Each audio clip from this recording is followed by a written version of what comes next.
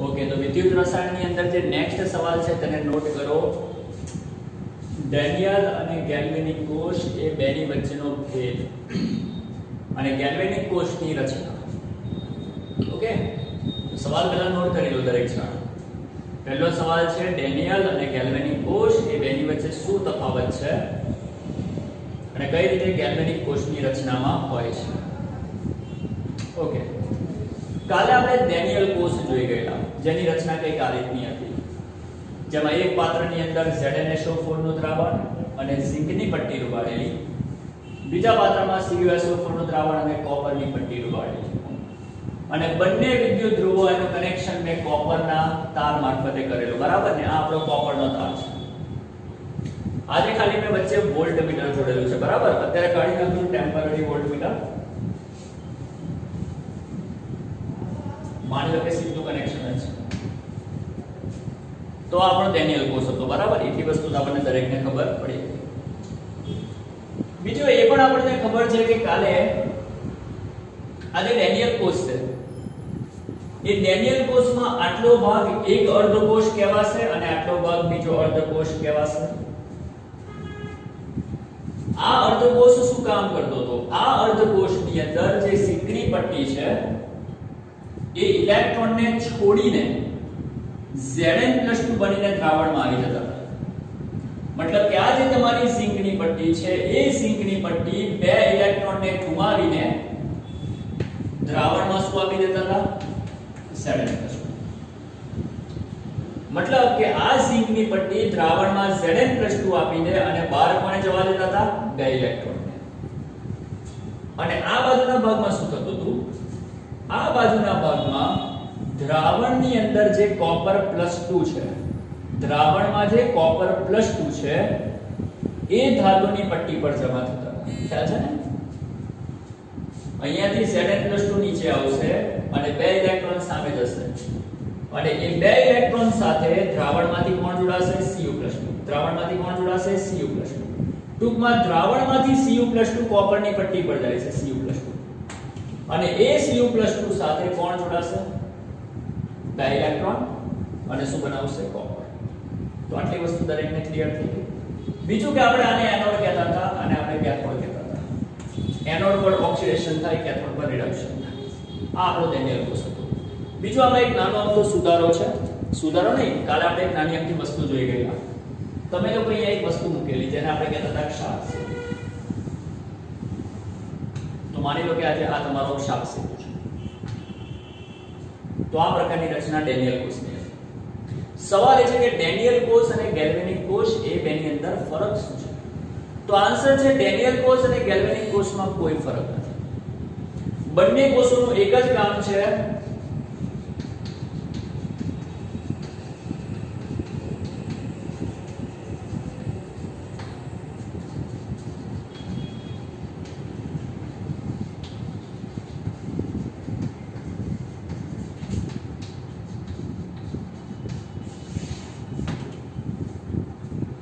Daniel કોષનું એક જ કામ છે. ડેનિયલ કોષ અને ગેલ્વેનિક કોષ એ બંનેનું એક જ કોમન કામ છે, રાસાયણિક ઉર્જાનું વિદ્યુત ઉર્જામાં રૂપાંતરણ કરે. બંનેના કામ સેમ જ છે. તો નામ કેમ અલગ અલગ છે? તેનું રીઝન ડેનિયલ કોષ એને કહેવાનો કે જેની અંદર એક બાજુ ZnSO4 અને ઝિંક હોય અને બીજી બાજુ CuSO4 અને કોપર હોય. ઝિંક અને કોપર વાળો જો કોઈ તમે સેલ આ રીતે જુઓ તો તેને તમારે ડેનિયલ કોષ કહેવાનો. ડેનિયલ અભ્યાસ કરેલો એનો, આથી એને ડેનિયલ કોષ. પણ જરૂરી નથી કે દર વખતે વિદ્યુત રાસાયણિક કોષની અંદર ઝિંક અને કોપરનો જ ઉપયોગ થાય. જો વિદ્યુત રાસાયણિક કોષ બનાવવા માટે ઝિંક અને કોપરની જગ્યાએ કોઈ અન્ય ધાતુઓનો ઉપયોગ થાય, કોઈ અન્ય વિદ્યુત વિભાજ્યનો ઉપયોગ થાય તો તેવા કોષને ગેલ્વેનિક કોષ કહેવાશે. ફરીથી ડેનિયલ કોષ અને ગેલ્વેનિક કોષ એ બંને એક પ્રકારે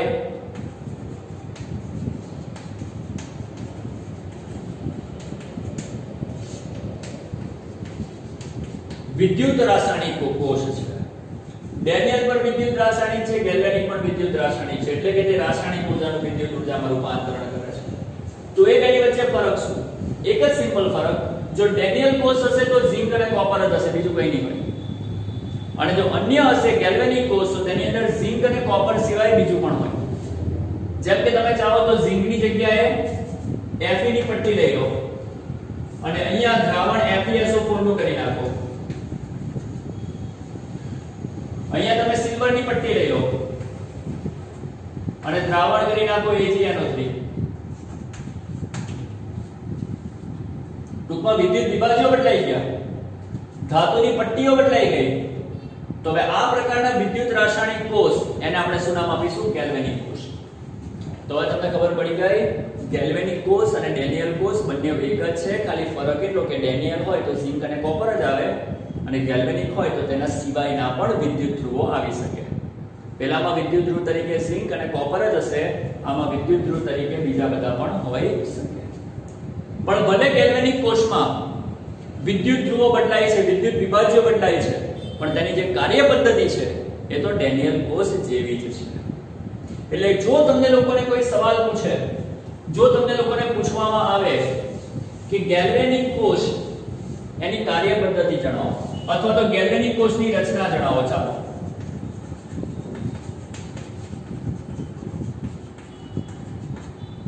તો ગેલ્વેનિક કોષની રચના ડેનિયલ કોષ જેવી છે, ખાલી ફરક શું? એની અંદર જે પણ ધાતુઓ આવશે અને જે પણ વિદ્યુત વિભાજ્ય આવશે તે ઝિંક કોપર નહીં, ઝિંકની સાથે કોપર નહીં હોય, કોપરની સાથે ઝિંક નહીં હોય, કંઈક અલગ જ હશે. તો એને કહીશું ગેલ્વેનિક કોષ. ઓકે, હવે એની આપણે રચના લખીએ છીએ. રચના લખતા પહેલા ફરી પાછું અહીંયા તમારો ડેનિયલ કોષ બનાવી દો.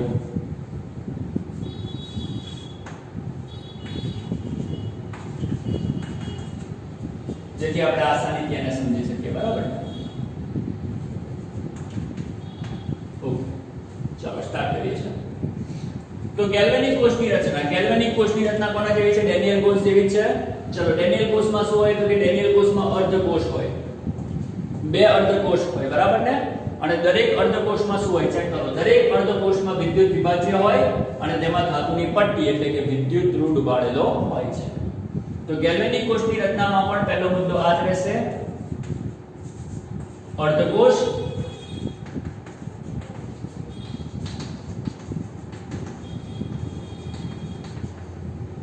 અને તેમાં ડુબાડેલ ધાતુના વિદ્યુત. ઓકે, તો તેની અંદર અર્ધકોષો હોય અને તેમાં ડુબાડેલા શું હોય? ધાતુના વિદ્યુત ધ્રુવો હોય. નંબર 2,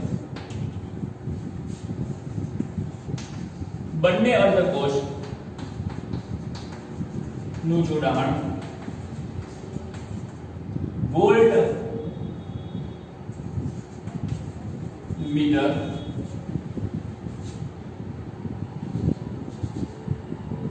વડે અને કોપરના તારની મદદથી કરેલ હોય. આ જે બંને વિદ્યુત ધ્રુવો છે એનું જોડાણ આપણે કોપરના તારની મદદથી કરેલું છે અને સાથે સાથે આપણે અહીંયા વચ્ચે મૂકી દઈશું વોલ્ટમીટર. વોલ્ટમીટર એ બંને છેડા વચ્ચેનો વોલ્ટેજ તપાસશે, પોટેન્શિયલ તપાસશે. તો બંને અર્ધકોષનું જોડાણ વોલ્ટમીટર વડે અને કોપરના તારની મદદથી કરેલું હોય છે. ત્રીજો મુદ્દો એવું કહે છે કે આંતરિક જોડાણ પૂર્ણ કરવા માટે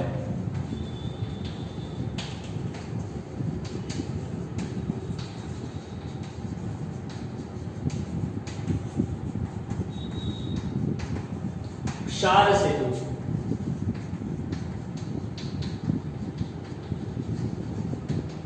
જોડેલો હોય છે. કાલે આપણે વાત કરેલી કે આંતરિક જોડાણને પૂર્ણ કરવા માટે ક્ષાર સેતુ નાખે છે. બરાબર ને? પણ અહીંયા એક વસ્તુ નોટ કરવાની, જો ડેનિયલ કોષ હશે તો ડેનિયલ કોષની અંદર બંને વિદ્યુત વિભાજ્ય સમાન નહીં હોય, અલગ અલગ છે. અહીંયા ZnSO4 છે અને CuSO4 છે. જો બંને વિદ્યુત વિભાજ્ય અલગ અલગ હોય તો ક્ષાર સેતુ વપરાય. પણ જો બંને અર્ધકોષના વિદ્યુત વિભાજ્ય સમાન હોય તો ક્ષાર સેતુ વપરાય છે। જો બંને વિદ્યુત વિભાજ્ય અલગ અલગ હોય તો ક્ષાર સેતુ વપરાય, પણ જો બંને અર્ધકોષના વિદ્યુત વિભાજ્ય સમાન હોય તો તેમાં ક્ષાર સેતુ વપરાતો નથી। આગળ આપણે સાંદ્રતા કોષ ભણીશું તો તેની અંદર તમે જોશો કે બંને અર્ધકોષોની અંદર સેમ જ દ્રાવણ હશે। જો અહીંયા તમે લઈ જાવ ZnSO4 તો અહીંયા પણ ZnSO4 જ આવશે। આપણે ખાસ કરીને વાત કરીશું એમાં AgNO3 ની। અહીંયા પણ AgNO3, અહીંયા પણ AgNO3, અહીંયા CuSO4, અહીંયા પણ CuSO4। ટૂંકમાં જો બંને બાજુ વિદ્યુત વિભાજ્ય દ્રાવણ સેમ હોય, સરખા હોય, તો તેવા સંજોગોમાં ક્ષાર સેતુ આપણે યુઝ કરવાના નથી। તો આ ત્રણ મુદ્દા છે જે ગેલ્વેનિક કોષની રચના દર્શાવે છે। એકવાર ચેક કરી લો, નોટ કરી લો। ઓકે, તો હવે આપણે આગળ વધીશું। હવે આપણે જોવાની કોશિશ કરીશું ડેનિયલ કોષની અંદર ધન અને ઋણ ધ્રુવ।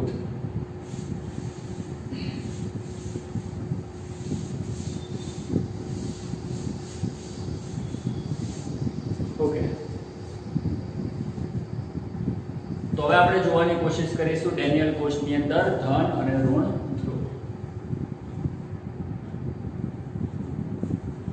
ચાલો હેડિંગ લગાવું છું।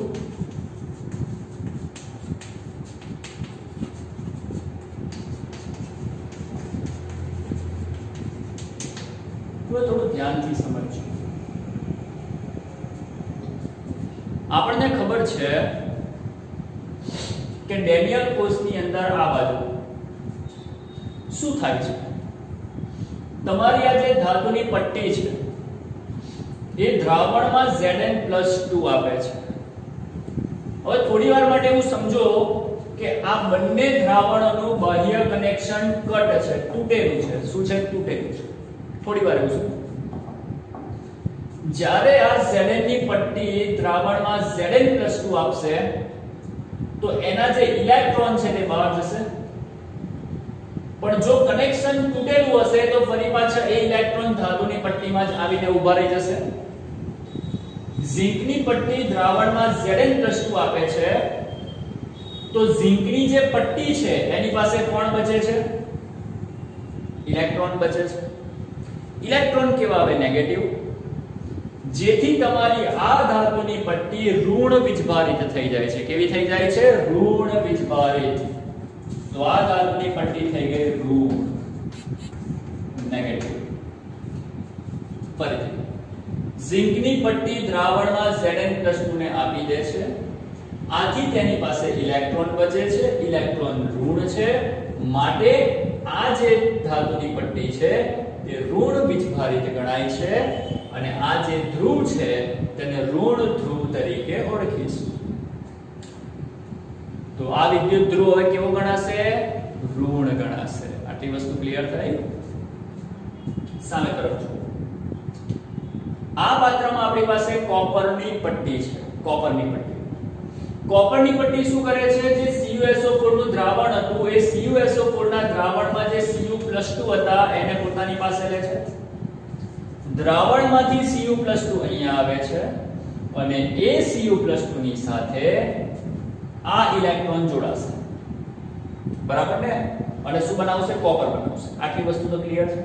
પણ માની લો કે હમણાં કનેક્શન થયું નથી। કનેક્શન થયું નથી તો આવા સંજોગોમાં ઇલેક્ટ્રોન સામું આવ્યા નથી, તો તેવા સંજોગોમાં તમારી આ જે પ્લેટ છે, આ જે પટ્ટી છે તેના પર ફક્ત અને ફક્ત Cu+2 એટલે કે ધન વીજભાર જ હશે કે નહીં? અને જો તમારી આ પટ્ટી પર ખાલી અને ખાલી ધન વીજભાર જમા થાય તો બોલો આ તમારો ધન ધ્રુવ કહેવાય કે ના કહેવાય? તો આ રીતે એક બાજુનો ધ્રુવ ઋણ બને છે અને બીજી બાજુનો ધ્રુવ ધન બને છે। તો દરેકને ક્લિયર થઈ ગયું? તો આ રીતે ડેનિયલ કોષમાં ધન અને ઋણ ધ્રુવો ઉત્પન્ન થાય છે। ફરીથી આપણે પહેલા વાત કરી લઈએ ઋણ ધ્રુવની। તો યાદ શું રાખવાનું? ઝિંકની પટ્ટી Zn+2 ને દ્રાવણમાં આપે છે। ઝિંકની પટ્ટી Zn+2 દ્રાવણમાં આપે છે, આથી તેના પર ઇલેક્ટ્રોન બાકી બચે છે, માટે તે ઋણ ધ્રુવ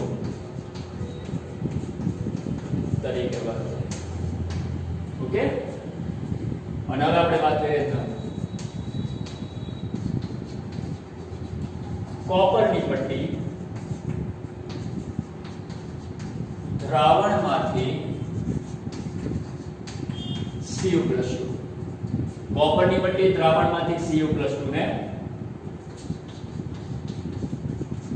ગ્રહણ કરે છે, આથી તે ધન ધ્રુવ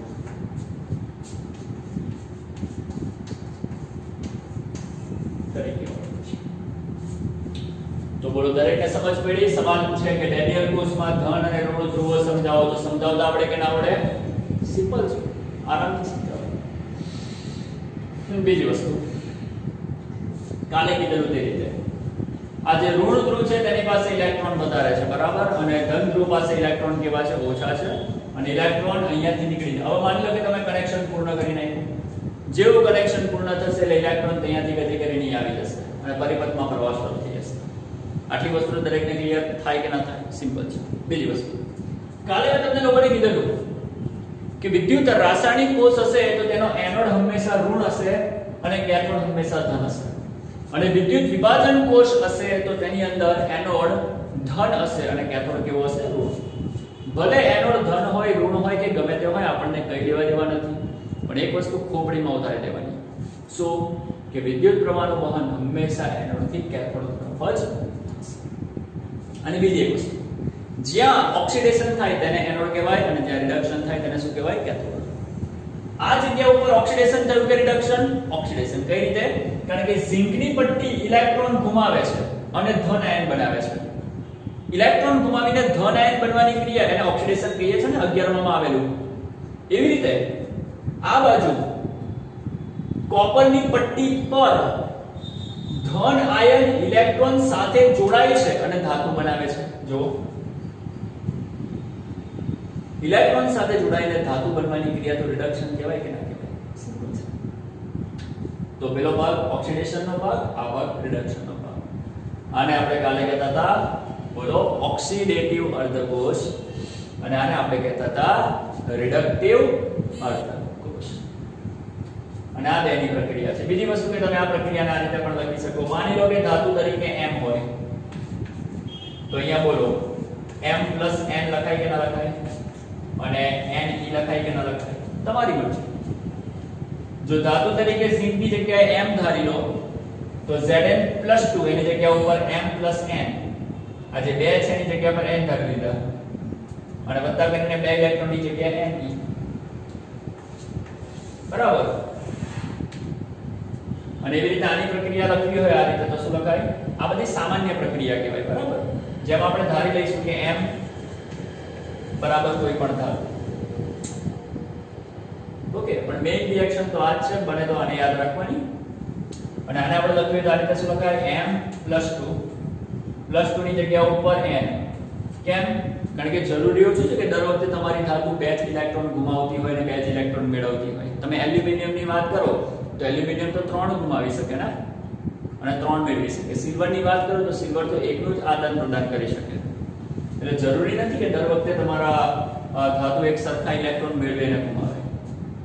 અને તમને દરેકને ખબર છે કે આ જે ઉપર ચાર્જ છે +2 એ ઇલેક્ટ્રોનની લેવડ દેવડને કારણે છે. અહીંયા ઝિંક ઇલેક્ટ્રોન ગુમાવે છે 2, આથી +2 આવે છે, અને કોપરના માથા પર +2 એને તટસ્થ કરવા માટે 2 ઇલેક્ટ્રોન આપો છો, આથી કોપર બને છે. ઓકે, તો કોપર +2 ને મેં M + N તરીકે બતાવું છું, અને 2 ઇલેક્ટ્રોન્સ એને હું Ne તરીકે દર્શાવીશ. તો આની સામાન્ય પ્રક્રિયા પણ મેં તમને લખી દીધી. તો આ ડેનિયલ કોષમાં ઋણ અને ધન આ બંને ધ્રુવોની માહિતી મેં તમને એકવાર નોટ કરી દીધી. બીજી એક વસ્તુ કે હું તમને સવાલ મોકલી આપીશ. હું તમને ડેલી સવાલ લઈને કઈક રીતે હું તમને WhatsApp પર કે એના ઉપર મોકલું છું. તો આને જોતા રહેજો. ઓકે, અને એને સોલ્વ કરતા રહેજો. આગળ વધીએ. હવે બીજી એક વસ્તુ ધ્યાનથી સાંભળો, ખાલી જુઓ.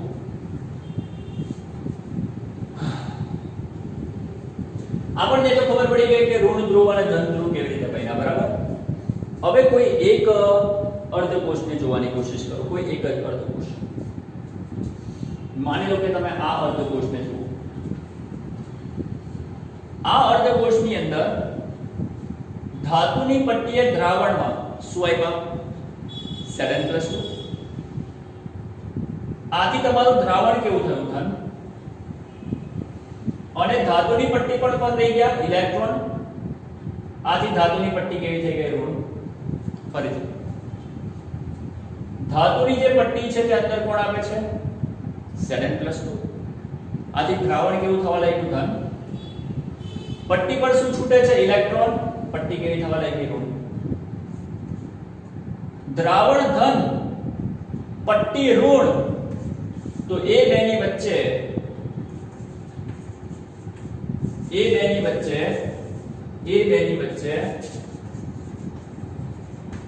વિદ્યુત સ્થિતિમાન નો તફાવત ઉત્પન્ન થાય કે ન થાય? તમે દ્રાવણમાં ધન આપો છો અને પોતે ઋણ બનો છો, તો ધન અને ઋણ બોલો આ બેની વચ્ચે જ વિદ્યુત સ્થિતિમાનનો તફાવત ઉત્પન્ન થાય કે ન થાય? અને એ વિદ્યુત સ્થિતિમાનના તફાવતને આપણે શોર્ટમાં બોલીએ છીએ પોટેન્શિયલ. શું બોલીએ છીએ? પોટેન્શિયલ. તો બોલો, છે તો એક જ અર્ધકોષ, પણ અર્ધકોષની અંદર આ બેની વચ્ચે પોટેન્શિયલ છે કે નહીં? તો કોઈ એક જ અર્ધકોષની અંદર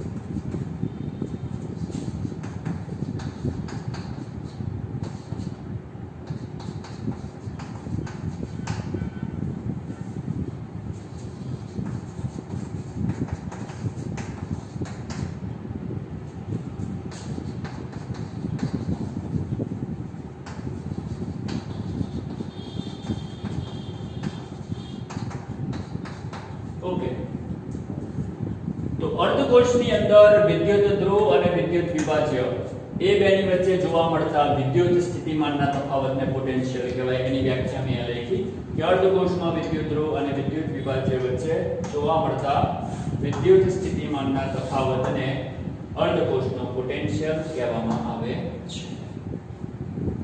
તો આને કહેવાય અર્ધકોષનો પોટેન્શિયલ. હવે અર્ધકોષનો પોટેન્શિયલ પ્રમાણિત ક્યારે બને? તમને કોઈ પૂછે કે મારે પ્રમાણિત અર્ધકોષનો પોટેન્શિયલ જોઈએ છે,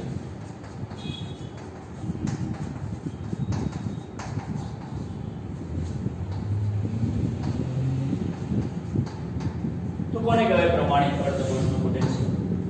ધ્યાનથી સમજો. જો તમારા અર્ધકોષની અંદર જે પણ વિદ્યુત વિભાજ્ય તમે વાપરેલું છે એની સાંદ્રતા 1 એકમ હોય, જો વિદ્યુત વિભાજ્યની સાંદ્રતા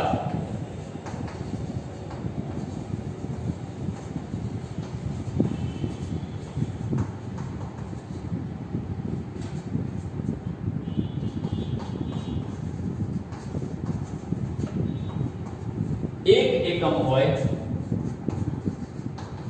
તો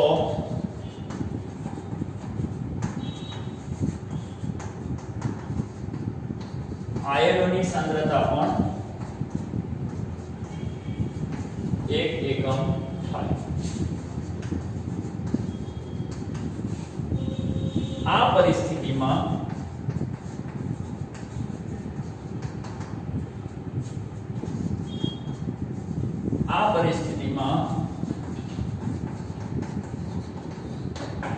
અર્ધકોષના પોટેન્શિયલને પ્રમાણિત અર્ધકોષ પોટેન્શિયલ કહેવાય. 1 મિનિટ આને નોટ કરો. આવ્યું છે કોઈ બાજુ સેટ જોઈને આવું છે.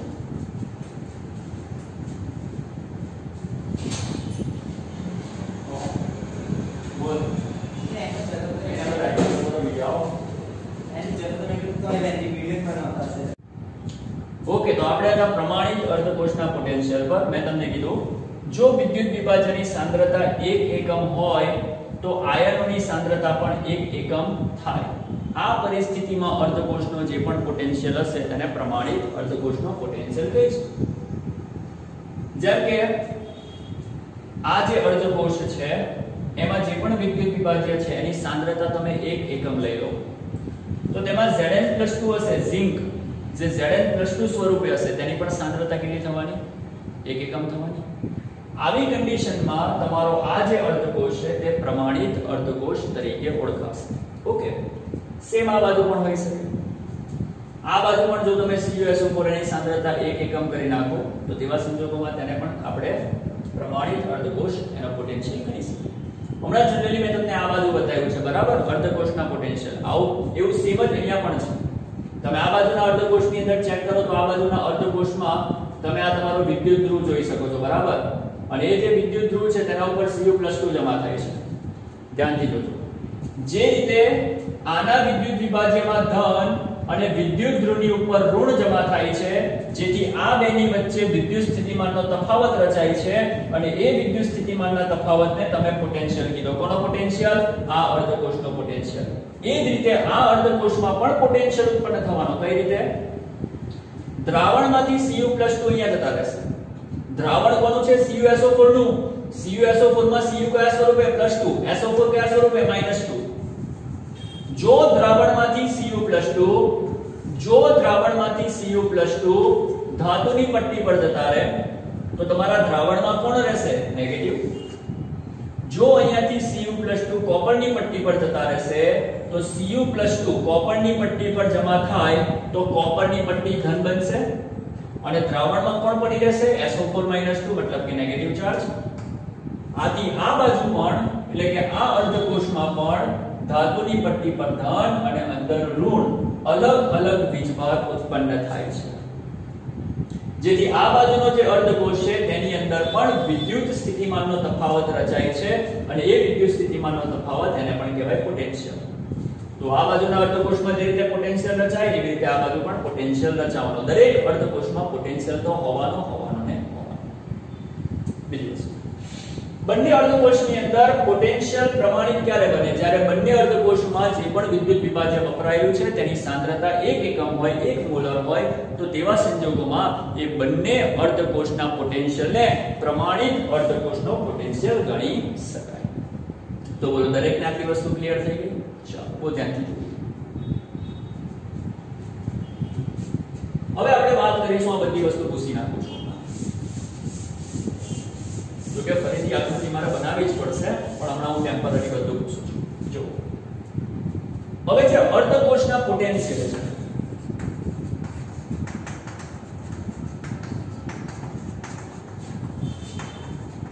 છે એ બે પ્રકારના હોય છે. એક તો આવે ઓક્સિડેશન પોટેન્શિયલ જેને આપણે E0 ઓફ ઓક્સિડેશન કહીશું અને બીજો આવે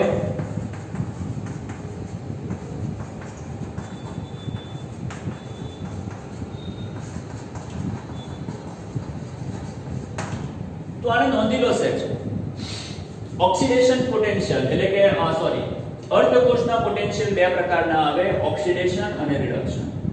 તમે અર્ધકોષનો ઓક્સિડેશન પોટેન્શિયલ પણ એક્સપ્લેન કરી શકો અને તમે એનો રિડક્શન પોટેન્શિયલ પણ એક્સપ્લેન કરી શકો. પણ આખા ચેપ્ટર ની અંદર આપણે જે પોટેન્શિયલ યુઝ કરવાનો છે તે છે રિડક્શન પોટેન્શિયલ. કારણ કે આપણે તેને જે IUPAC છે તેના અનુસાર પ્રમાણિત કરેલું છે. IUPAC અનુસાર આપણે બે પોટેન્શિયલમાંથી રિડક્શન પોટેન્શિયલને માન્યતા આપેલી છે. એટલે આખા ચેપ્ટરની અંદર આપણે જે પણ પોટેન્શિયલની વાત કરીશું તે રિડક્શન પોટેન્શિયલની કરીશું. દાખલાઓની ગણતરીમાં ઓક્સિડેશન પોટેન્શિયલ પણ આપી શકે છે જેને રિડક્શન પોટેન્શિયલમાં આપણે કન્વર્ટ કરીશું. આગળ આવશે છતાં પણ નોંધી લો. નોંધવાનું એવું છે કે ઓક્સિડેશન પોટેન્શિયલ બરાબર જ રિડક્શન પોટેન્શિયલ હોય. ખાલી ફરક એટલો કે આ બાય ધન હોય તો આ બાય ઋણ હોય. નોંધી લો. બંને સમાન હોય ખાલી એક ધન હોય તો બીજો કેવો હોય? ઋણ હોય. ઓકે. બીજી વસ્તુ આપણે આમાં શું કહીએ હવે? તો આ હતા અર્ધકોષના પોટેન્શિયલ. ઓકે, ઓક્સિડેશન અને રિડક્શન. આગળ વધીશું.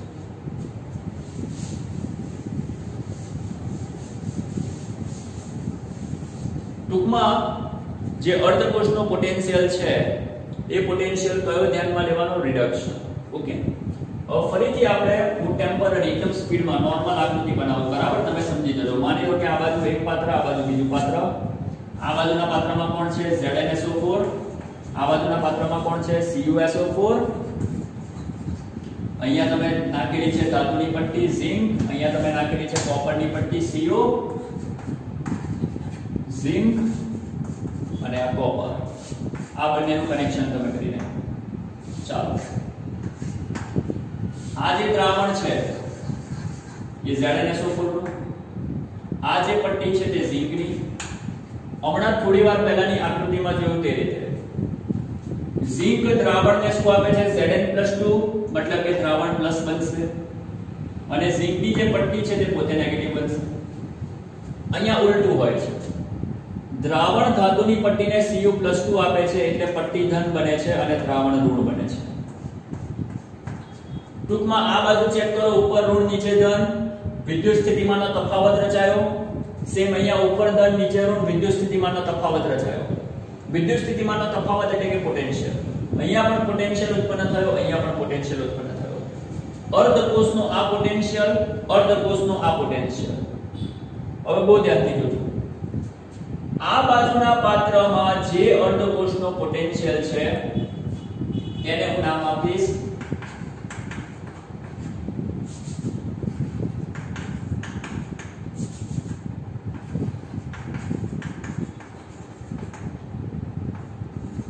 Oxidation potential. કેમ ઓક્સિડેશન પોટેન્શિયલ? દરેકને ખબર છે ને, કારણ કે આ બાજુ જે ઝિંક છે તે શું કરે છે? ઇલેક્ટ્રોન ગુમાવે છે અને ઓક્સિડાઇઝ થાય છે. બરાબર, એટલે ઓક્સિડેશન પોટેન્શિયલ. અને આ જે અર્ધકોષ છે એની અંદર જે પોટેન્શિયલ રચાશે તેને હું નામ આપીશ રિડક્શન. સોરી, એને જવા દો. હમણાં આપણે કોમન વાત કરીએ. બહુ ધ્યાનથી જોજો. ફરીથી એકવાર તમે એટલું તો સમજી ગયા ને કે આ બાજુનું જે પાત્ર છે એમાં એક ઋણ બન્યું, એક ધન બન્યું. ટૂંકમાં પોટેન્શિયલ રચાયો. અહીંયા પણ એક ધન બન્યું, એક ઋણ બન્યું. ટૂંકમાં શું રચાયો? પોટેન્શિયલ રચાયો. બંને પાત્રમાં પોટેન્શિયલ ઉત્પન્ન થયા. પોટેન્શિયલના બે પ્રકાર, ઓક્સિડેશન પણ હોઈ શકે અને રિડક્શન પણ હોઈ શકે. પણ આપણે IUPAC અનુસાર કયા પોટેન્શિયલને ધ્યાનમાં લેવાનો છે? ખાલી અને ખાલી રિડક્શન. ઓકે, તો આ પાત્રનો પણ રિડક્શન પોટેન્શિયલ એને ધ્યાનમાં લો, આ પાત્રનો પણ રિડક્શન પોટેન્શિયલ એને ધ્યાનમાં લો. માની લો કે આ પાત્રનો રિડક્શન પોટેન્શિયલ છે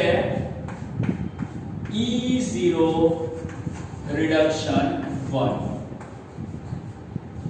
અને આ બાજુનું જે પાત્ર છે એનું રિડક્શન પોટેન્શિયલ છે E0 રિડક્શન. ઓકે, તો પહેલો અર્ધકોષ એનો રિડક્શન પોટેન્શિયલ, બીજો અર્ધકોષ એનો રિડક્શન પોટેન્શિયલ. અને બંને અર્ધકોષના રિડક્શન પોટેન્શિયલનો જો તમે તફાવત લેશો તો એના પરથી તમને લોકોને જે આખો કોષ છે તેનો EMF મળશે. શું મળશે? આખા કોષનો EMF. તો સંપૂર્ણ કોષનો EMF મેળવવા બંને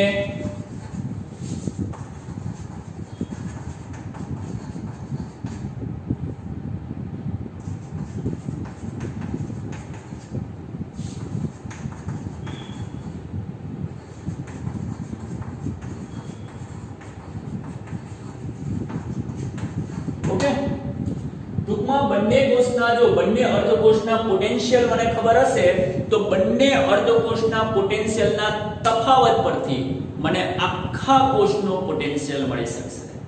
તો આખા કોષનો પોટેન્શિયલ શોધવા બંને કોષના પોટેન્શિયલ જાણવા જરૂરી છે. બંને અર્ધકોષના પોટેન્શિયલ જાણવા જરૂરી છે. એકવાર આને નોટ કરી લો, પછી તમને EMF ની વ્યાખ્યા કહું.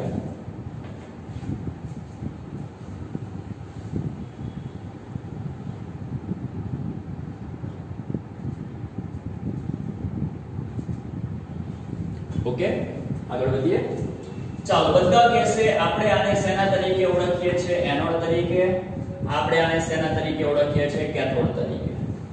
હવે જે પણ વ્યાખ્યા લખું છું એને મારી સાથે નોટ કરી લેજો. હવે જે આપણે જોવાનું છે તે બે શબ્દ. એમાંનો એક શબ્દ છે કોને કહેવાય? EMF, અથવા તો તેને જ આપણે કહીશું કોષનો પોટેન્શિયલ.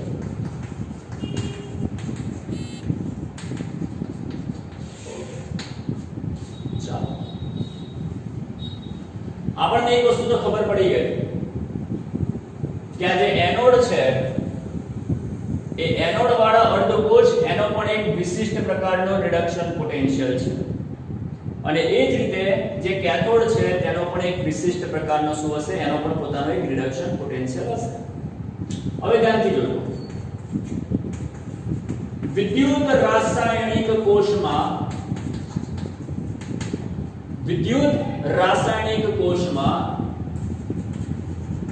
કેથોડ અને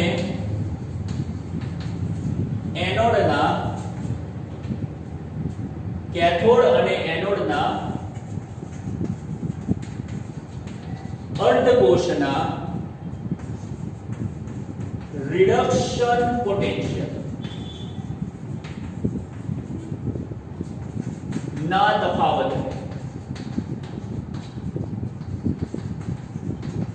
કોષ પોટેન્શિયલ કહે છે. તો બહુ કમ્પ્લીટ યાદ રાખજો. કોને કહેવાય કોષ પોટેન્શિયલ? તો કોષ પોટેન્શિયલ એ બીજું કશું જ નથી. વિદ્યુત રાસાયણિક કોષમાં કેથોડ અને એનોડ એના જે અર્ધકોષ છે એના રિડક્શન પોટેન્શિયલનો તફાવત છે, એને તમે કહેશો કોષ પોટેન્શિયલ. બહુ ધ્યાનથી જોજો.